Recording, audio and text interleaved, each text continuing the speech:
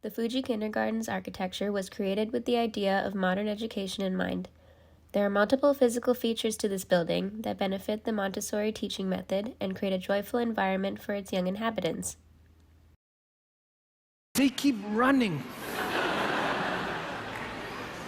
My point is don't control them, don't protect them too much, and they need to tumble sometime.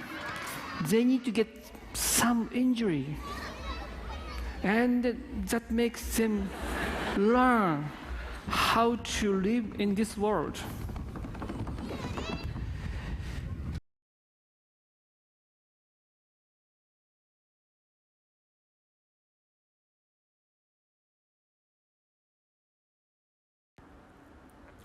The Fuji kindergarten was designed based off the Montessori method that focused on indoor and outdoor learning.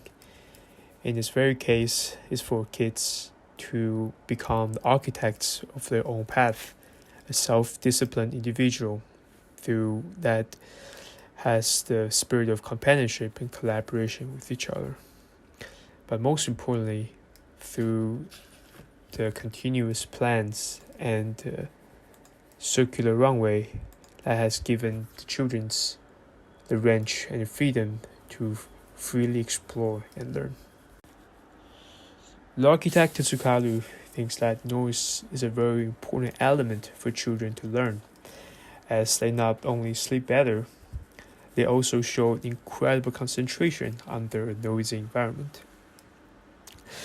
He also believes that children is supposed to play and grow from the outside. It is the modern lifestyle of concrete jungles that has been restricting our livelihood. And in this case, the Fuji kindergarten is to liberate the children from the constraints of modernity. Fuji kindergarten is, in a manner, an old style and non-automatic, purposely creating small inconveniences to make children feel a little bit of adversity. When children encounter inconvenience, they learn to problem solve on their own. There is growth where critical thinking and problem solving is being done.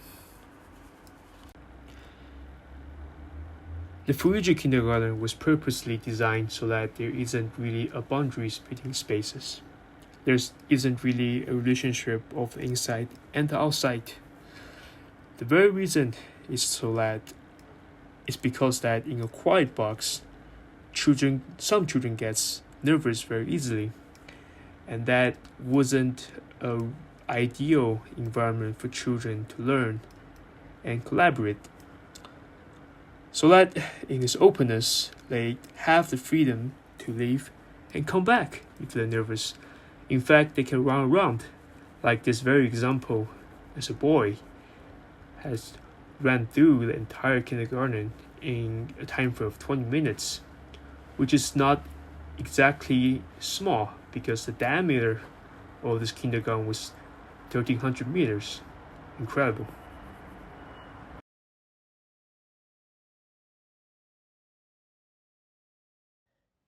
To start with, the building's oval shape allows for a smoother connection from classroom to classroom. It also encourages students to interact more with each other through its sense of continuous motion. The principal of the school has stated that, when you place kids in a cage, they'll try to establish a social hierarchy, and the outcasts will get segregated. But when you have no boundaries, there's no need for hierarchies.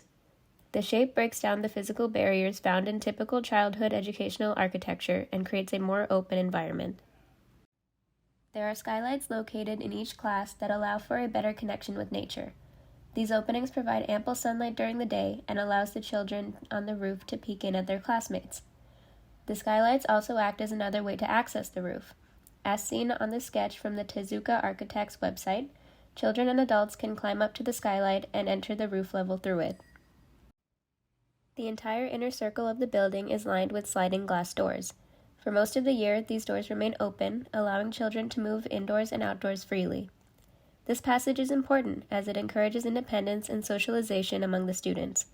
As one Tezuka architect stated, when the boundary disappears, the constraint disappears. Students do not feel restricted in their learning when they have open space to roam and interact. The roof of the school acts as a playground for the children. The architects found that small children tend to run in circles as a means of playing, so this rooftop acts as a never-ending looping track for them. This allows the children to experience large, open environments with ample background noise. The handrails at the inner edge of the roof function as a safety measure as well as seating for the children during assemblies. Their heads will not fit through the railings, but they can slide their legs in between them and take a seat to observe whoever is speaking in the middle of the central field. The ceiling height of the kindergarten is set at 2.1 meters or 6.8 feet. The purpose of this shorter ceiling is to make it so the building is scaled to a child and not an adult. This allows the child to feel like the space was made for them and not that they are just occupying the space. The rooftop playing area was designed with the idea of a nostalgic future, one where children do not need gadgets or screens to have fun and release their energy. There was no playground equipment installed aside from a few climbing nets connected to trees that the kids could use to climb down to the ground floor. This was done with the intention of having the students exercise creativity with their playtime and to come up with their own playground activities.